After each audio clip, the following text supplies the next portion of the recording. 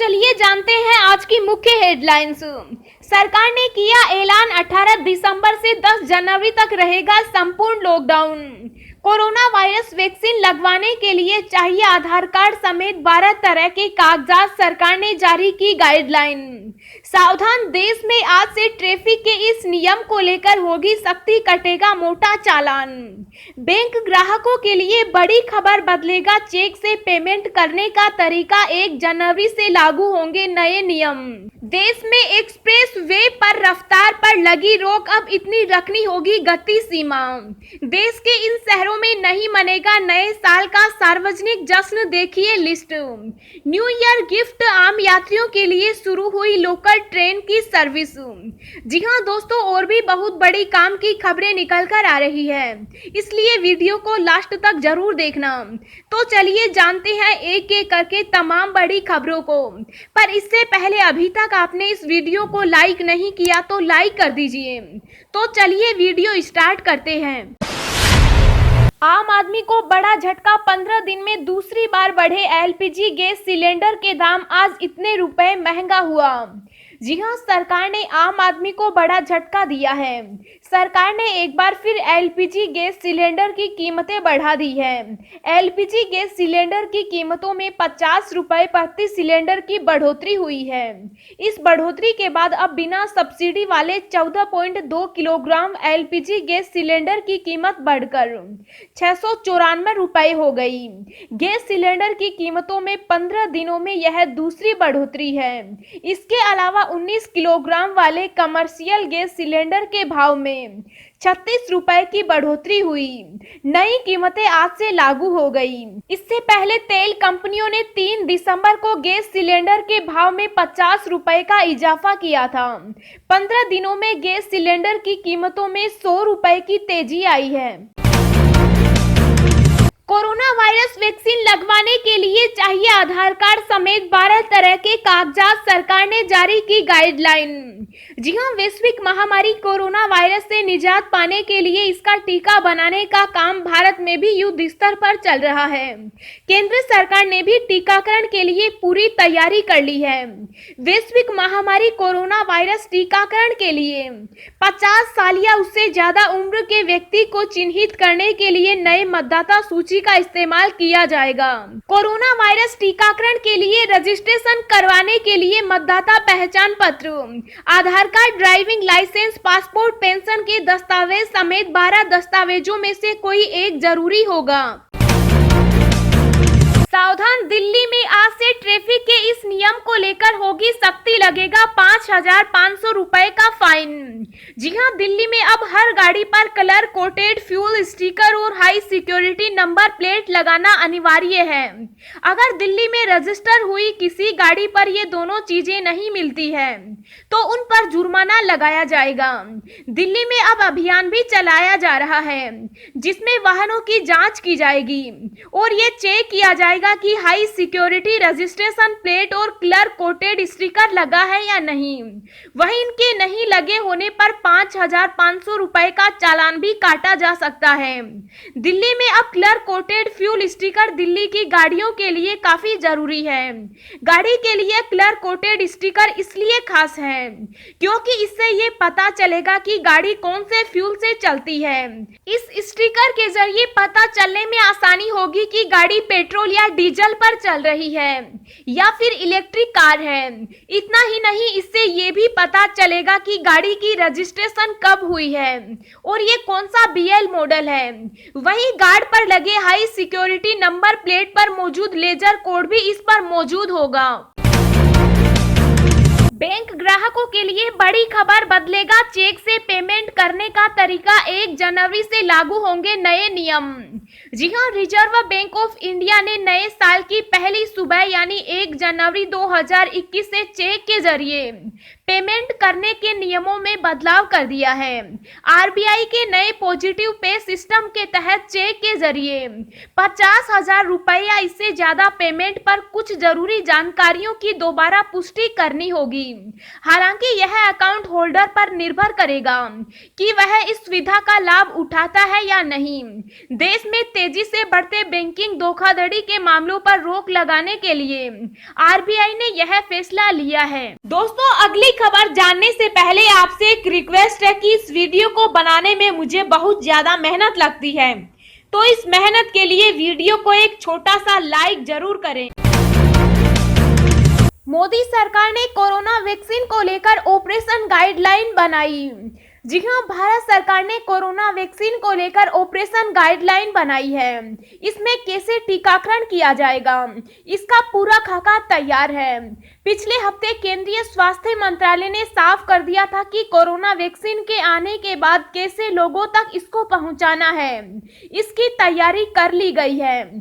पहले चरण में 30 करोड़ लोगों को ये वैक्सीन कैसे मिले, इसका प्लान तैयार कर लिया है। हालांकि कौन सी वैक्सीन भारत में आने वाली है ये साफ नहीं है, लेकिन सरकार ने ये तैयार कर लिया है। टीकाकरण के लिए 5 लोगों की टीम होगी। इन्हें वैक्सीनेटर ऑफिसर कहा जाएगा। पहला वैक्सीनेटर ऑफिसर एंट्री पर होगा, जो दस्तावेज देखने के बाद ही सेंटर में आने देगा। इसके बाद दूसरा ऑफिसर कोविन से डाटा मिलाएगा। तीसरा वैक्सीनेटर ऑफिसर डॉक्टर होगा और वही वैक्सीन देगा। बाकी 2 वैक्सीनेटर 30 मिनट तक मरीज को देखेंगे और भीड़ का नियंत्रण भी करेंगे। टीका लगाने का समय सुबह 9 बजे से शाम 5 बजे तक होगा। एक दिन में करीब 1 सेशन होगा और इसमें करीब 100 से 200 लोगों को वैक्सीन दी जाएगी। देश के इन शहरों में नहीं मनेगा नए साल का सार्वजनिक जश्न, देखिए लिस्ट। जी हां, साल 2021 चंद दिन दूर है। लोगों ने साल 2020 को अलविदा कहने और नए साल का स्वागत करने की तैयारियां शुरू कर दी। हालांकि इस जश्न पर भी कोरोना का असर नजर आएगा। जिन शहरों में कोरोना महामारी की रोकथाम के लिए नाइट कर्फ्यू लगाया गया है, वहां लोग सार्वजनिक स्थलों पर जश्न नहीं मना पाएंगे। साथ ही 31 दिसंबर से पहले स्थानीय प्रशासन भी ताजा निर्देश लागू कर देगा।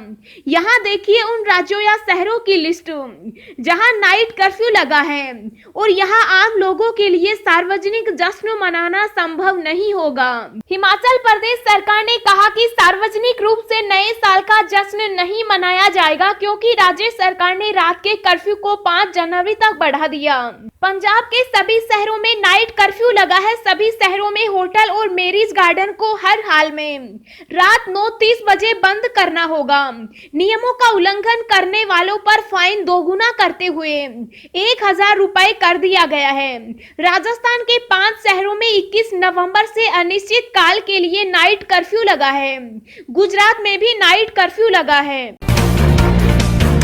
दुनिया भर में अब तक 7 करोड़ 31 लाख हुए कोरोना संक्रमित। 24 घंटे में 5,19,000 नए केस, 8,000 से ज्यादा की मौत। जी हां, वैक्सीन की खबरों के बीच दुनिया भर में अभी कोरोना का कहर जारी है।